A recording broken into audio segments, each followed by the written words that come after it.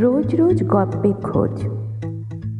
এই আসরে প্রথম গল্প হিসেবে বেছে নিয়েছি আমার এক খুব প্রিয় লেখিকা মহাশ্বেতা দেবীর একটা ছোট গল্প, ভুল ও ভূত।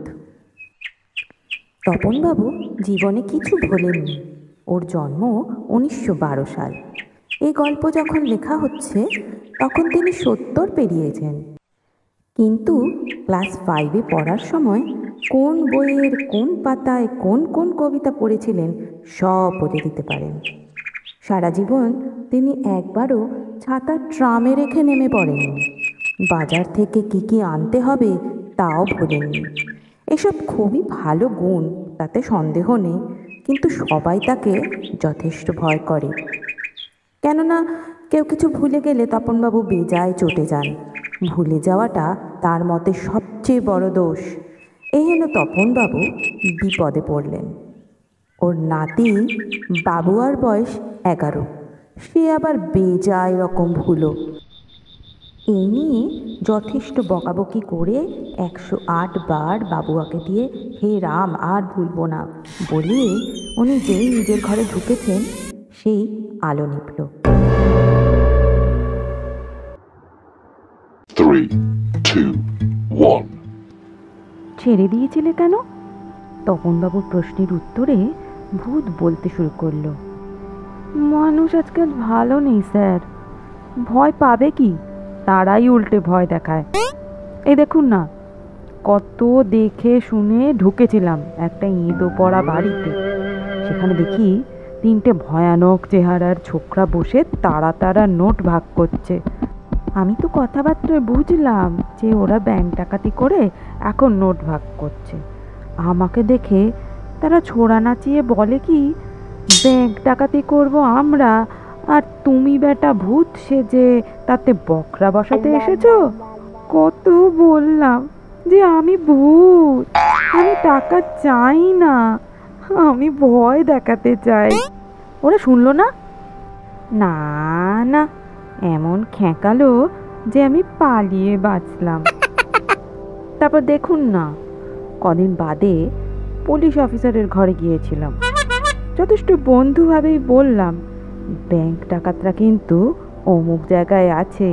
ও সে কি বলল? আমলই দিল না। সে কি জঘন্য ভাষা! ফটো ফটো বলে চেঁচাতে থাকলো। বলল, ধরে মাথা বসানো নেই, কোন আক্কেলে থানায় ঢুকেছ? নাম কি, নিবাস কোথায়, ঠিকানা কি? ব্যাংক ডাকাতদের ঠিকানা তুমি কোথা থেকে পেলে? তখন তখন সবাই মিলিয়ে গেলাম। আচ্ছা, ফটো বলছিল কেন? আমি কি ফুল যে ফুটবো? ওটা এখনকার বুলি, ওর মানে সরে পড়ো, চলে যাও। দুবার এরকম হলো যখন, তখন আমি বেজায় মুষড়ে পড়লাম। আমাদের ইউনিয়নে এখন সব চ্যাংরা ভূত কিনা। ইউনিয়নও করা হয়? কড়াকড়ির কি আছে স্যার, ভূত হলেন যখন তখনই আপনি ইউনিয়নের লোক। একটা ইউনিয়ন না অনেক? একটা। চ্যাংরাগুলো অসম্ভব গোলমাল করে। তারা বলল, তুমি ভয় দেখাতে যাবে না, মজা পেয়েছো? যত বলি, ওরে মানুষ আজকাল ভয় পায় না, কে কার কথা শোনে। তারপর কোথায় গেলে? ওই আপনার বাড়ির উল্টো দিকে, ওই তেতলা বাড়িতে। সে এক দজ্জাল মেয়ে মানুষ বটে। ভয় পাওয়া তো দূরে থাক, সে বটি নিয়ে আমাকে তাড়া করলো। ওখানে গেছিলে কেন বাপু? বোসবাবুর গিন্নির নাম করা দরজা। তারপর আমি একেবারে বেঁকে বসেছিলাম। আর আর আমি ভয় দেখাতে যাবই না। মানুষ এখন খুব খারাপ হয়ে গেছে। ছোট ছেলেরাও ভূত দেখলে ভয় পায় না। কিন্তু আজ শুনলাম ভয় দেখাতে না বেরোলে আমাকে এক ঘরে করা হবে। তাতে কি? ভূত হয়ে ভূত সমাজে থাকতে পারবো না, এটা তো খুব অপমানজনক নাকি বলুন? ওরা সব বলেও দিল, অমুক জায়গায় যাও, এই ঠিকানায়, সেখানে গিয়ে ধর ফেলে এলাম। কিচ্ছু মনে করতে পারছি না, সব ভুলে গেছি। সেখানে গিয়েছিলে? মনে হচ্ছে গিয়েছিলাম। সে কোথায়? মনে নেই স্যার।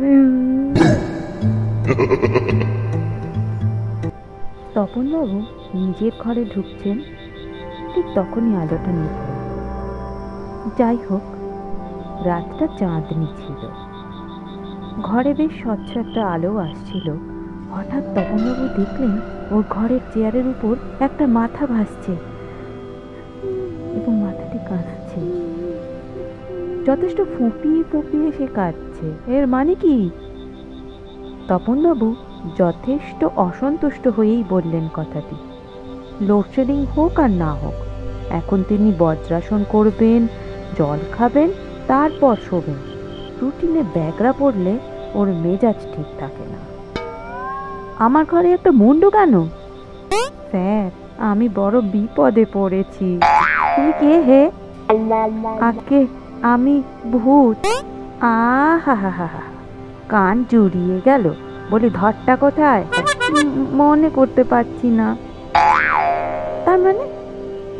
স্যার, একটু শুনবেন? বলো, শুনে ধন্য হই।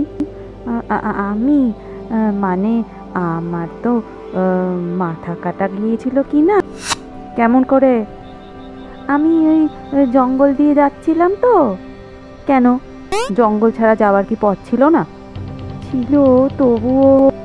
বেশ, মাথা কেটেছিল, বুঝলাম। সেই থেকে যখনই মানুষকে মানে আপনাদের ভয় দেখাতে যাই, ধরের একটু উপরে মাথাটা ভাসতে থাকে। আজই বা এমন মূর্তিতে এলে কেন বাপু? সেই তো বলতে চাইছি স্যার, আজ আমি ধরটা ভুলে ফেলে চলে এসেছি। হ্যাঁ, কি বললে? ও তো ধমকে কথা বলবেন না স্যার, আমার ভীষণ ভয় করে। ভয় করে? লজ্জা করে না? লজ্জা? আবার জিজ্ঞাসা করছো? মানুষের মধ্যে রাত দিন দেখছি ভুলো স্বভাব, অপদার্থ সব। ভূতের মধ্যেও সেই স্বভাব? ধরটা ভুলে চলে এসেছো? হ্যাঁ স্যার। তার মানে যখন জ্যান্ত ছিলে তখনও এমনি ভুলোই ছিলে? নিশ্চয়ই তাই হবে। হ্যাঁ স্যার। মুন্ডুটি গভীর অনুশোচনায় কাঁদতে থাকে। সে এক দৃশ্যই বটে। কাঁদতে কাঁদতে সে বলে, কিছু মনে করতে পারছি না স্যার। আসলে আজ যে আমার মানুষকে ভয় দেখাবার কথা ছিল, ভুলে গিয়েছিলাম। বটে। এতক্ষণই তপনবাবুর গভীর কৌতূহল হলো। বলতে কি, এই প্রথম তার মনে হলো যে ভূতেদের বিষয়ে তিনি কিছুই জানেন না।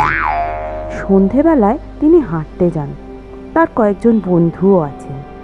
তাদের এসব কথা বললে তারা অবাক হয়ে যাবে। তিনি প্রশ্ন করলেন, ভয় দেখাবার কি দিনক্ষণ থাকে নাকি? গভীর দুঃখে মুন্ডুটি বলতে লাগলো, মানুষদের ভয় দেখাতে আসা তো নিয়ম স্যার। তা আমি মানুষদের বেজায় ভয় পাই তো বার তিনেক ভয় দেখাতে চেষ্টা করে ছেড়ে দিয়ে এসেছি। সেদিন তা নিয়ে খুব গন্ডগোল হলো। ছেড়ে দিয়েছিলে কেন?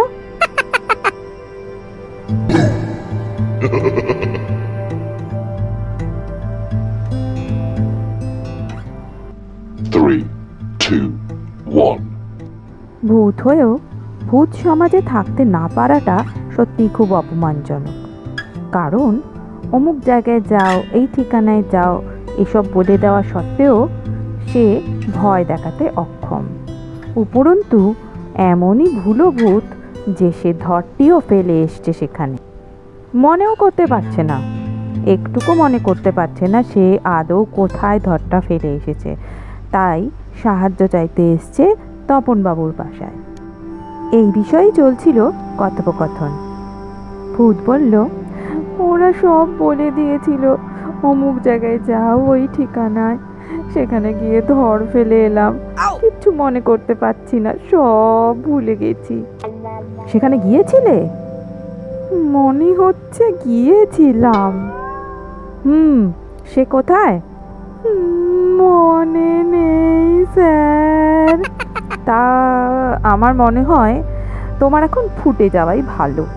তোমার সমস্যা খুবই জটিল, কিন্তু এই সমস্যার বিষয়ে আমার বিশেষ কিছুই করার নেই। স্যার, আমি কি ঘর ছাড়া ফিরতে পারি? শুধু মুন্ডুকে কোনো ভূত সম্মান করবে কি? আরে এ তো ভালোই জ্বালা হলো। রাস্তার নামটা যদি মনে পড়তো।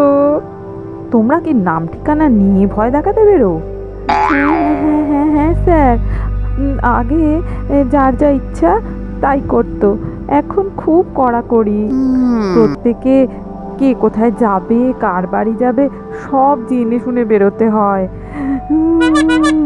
এ তো মানুষের কাণ্ড নয় স্যার, যে যার ইচ্ছে মতো তাই করবে। আমরা খুব ডিসিপ্লিনে থাকি। কিরকম ডিসিপ্লিন? মানে সব তো বলা যাবে না স্যার, তবে কিছু কিছু বলতে পারি। এই যেমন ধরুন স্যার, এই আমরা যারা ভূত তারা বাধা ধরা এলাকায় ঘুরবো। যেমন আমি কলকাতা থেকে ক্যানিংয়ের মধ্যে থাকবো, আবার যারা ধরুন শাকচুন্নি বা পেতনি বা মেছো ভূত তারা থাকবে গ্রামে। ও, এইসব নিয়ম কেউ ভাঙে না? কে ভাঙবে বলুন? পুঁচকে ভূতেরা রাত 10টা বাজলেই ফিরে যাবে, এও এক নিয়ম। মানুষদের এত কথা বোঝানো মুশকিল। তা তোমার এই ভুল সারানোর দাওয়াই ভূতের রাজ্যে নেই বুঝি? না স্যার। কোন রাস্তা গেছিলে তাও মনে নেই? না স্যার।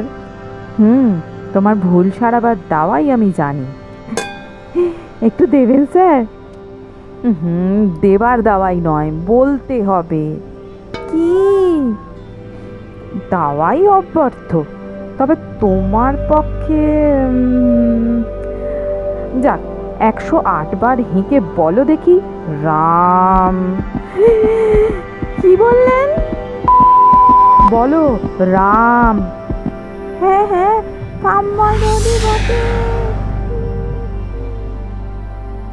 গলার শব্দটি তীক্ষ্ণ হতে হতে মুন্ডুটি আস্তে আস্তে মিলিয়ে যেতে থাকে। আরে রামময় রোডে যাবে তাই ভুলে গিয়েছিলে? এতক্ষণই আলো জ্বলে উঠল। তপনবাবু ভালো করে দেখে নেন ঘরটা। না, কোথাও কিচ্ছু নেই। ব্যাস, এবার বজ্রাসন করে জল খেয়ে শুয়ে পড়া যাবে। তপনবাবু ঠিক করলেন এবার থেকে নাতিকে আর ধমক থামক দেবেন না। ভুলে যাওয়াটা বোঝা যাচ্ছে একটা গুরুতর ব্যাধি, রীতিমতো গুরুতর। শেষ করলাম মহাশ্বেতা দেবীর লেখা ছোট গল্প ভুলো ভূত। সাথে ছিলাম আপনাদের বন্ধু আমি, অর্পিতা। একটা ছোট্ট বিরতির পর আবার ফিরছি রোজ রোজ গল্পের খোঁজ নিয়ে। সাথে থাকবেন।